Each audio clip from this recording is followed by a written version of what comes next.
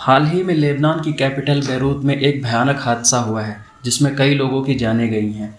क्या था ये हादसा और ये कैसे हुआ इतना बड़ा हादसा और इस हादसे की मूल वजह क्या थी, यही हमारे वीडियो का आज का टॉपिक है। वेलकम टू पढ़ाकू अड्डा साथियों।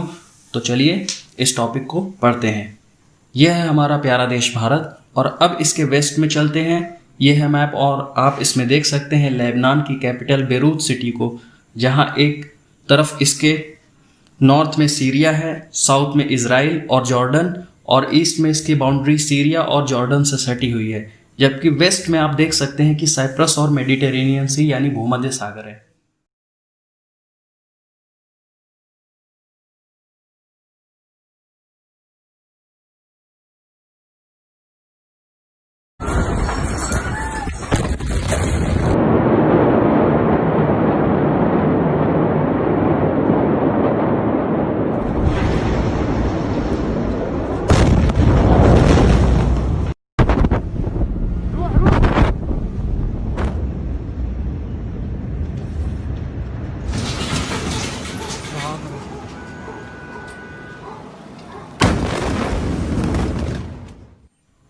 लेबनान की कैपिटल बेरूत सिटी में एक बहुत बड़ा ब्लास्ट हुआ जिसमें 100 से भी अधिक लोगों को जान गंवानी पड़ी और लगभग 4000 लोग इस ब्लास्ट से घायल हुए हैं। यह ब्लास्ट इतना तेज हुआ था कि विस्फोट के बाद आसपास के मकान, घर और बिल्डिंग्स पूरी तरीके से ध्वस्त हो गई थी। और इस धमाके के बाद लेबनान की कैपिटल बेरूत सिटी में स्थित इंडियन एम्बेसी ने न्यूज़ एजेंसी ANI के माध्यम से सभी को इस ब्लास्ट के बारे में बताया और शांति की अपील करते हुए एक हेल्पलाइन जारी की, जिससे लोकल में इंडियन कम्युनिटी का कोई भी हो तो उसके इमरजेंसी हेल्प दी जा सके।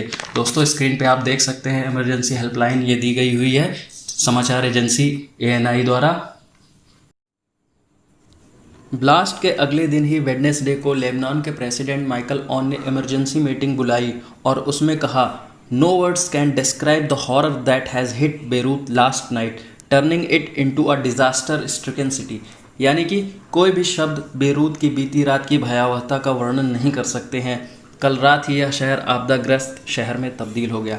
दोस्तों उनके बयान से आप इस दर्दनाक हादसे की उम्मीद कर सकते हैं, कल्पना कर सकते हैं कि कितना बड़ा हादसा हुआ रहा होगा।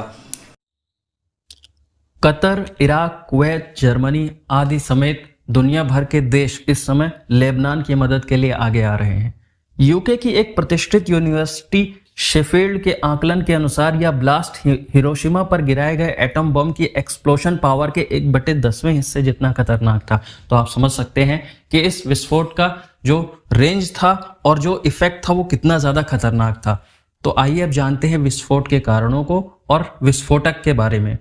बेरूत पोर्ट पर 2013 में भारी मात्रा में अमोनियम नाइट्रेट को एक वेयर हाउस में स्टोर किया गया था। पोर्ट अथॉरिटी और कस्टम ऑफिसर्स ने इसके बारे में मीडिया और ऑफिशियल्स को कई बार बताया और चेताया भी था। इस ब्लास्ट का कारण हजारों टन अमोनियम नाइट्रेट यानी लगभग 2750 टन अमोनियम नाइट्रेट का एक जगह पर स्टोर किया जाना था। तो आखिर क्या है अमोनियम नाइट्रेट और यह कैसे काम करता है, आइए जानते हैं। अमोनियम नाइट्रेट का यूज नाइट्रोजनी उर्वरकों यानी फर्टिलाइजर्स को मैन्युफैक्चर करने में as a raw material use किया जाता है। यही नहीं, इसका यूज एज ए एक्सप्लोसिव बड़े बड़े रॉक्स को तोड़ने के लिए किया जाता है। मेनली माइनिंग इंडस्ट्री में इसका यूज किया जाता है। दोस्तों यदि आपको वीडियो पसंद आ रही है तो एक लाइक जरूर करें।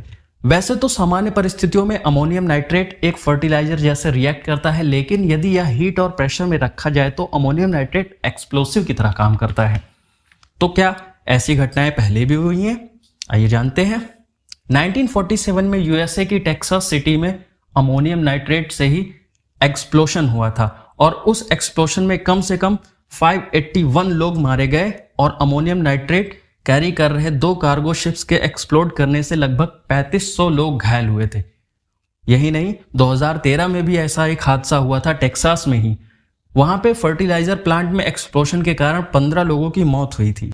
2015 में चीन में टियानजिन नामक प्रांत में फर्टिलाइजर प्लांट में एक एक्सप्लोशन हुआ था और इस एक्सप्लोशन में 165 लोग मौत की नींद में सो गए थे।